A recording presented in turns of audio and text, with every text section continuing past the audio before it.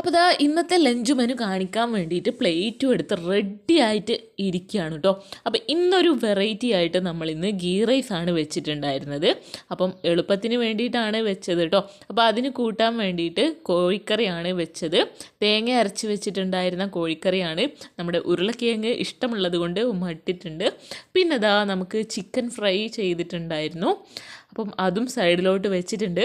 പിന്നെ നമുക്ക് ഏത് റൈസ് ആണെങ്കിലും ഒഴിച്ചു കൂടാനായിട്ട് പറ്റാത്ത ഒന്നാണ് നമ്മുടെ മുരിങ്ങയില തോരൻ. അപ്പം നമുക്ക് കുറച്ച് ബ്ലഡിൻ്റെ ഇഷ്യൂസ് ഉള്ളത് കൊണ്ട് ഉമ്മ സ്ഥിരമായിട്ട് മുരിങ്ങയില തരും കേട്ടോ. അപ്പോൾ കഴിച്ച് ഞാനാണെങ്കിലോ മടുത്ത്. അപ്പോൾ എന്ത് ചെയ്യുക, നമ്മൾ ഗതികേടാണെങ്കിലും കഴിക്കുക തന്നെ. അപ്പോൾ പ്രശ്നങ്ങൾ പരിഹരിക്കാൻ ഇതല്ലേ ഒരു മാർഗം.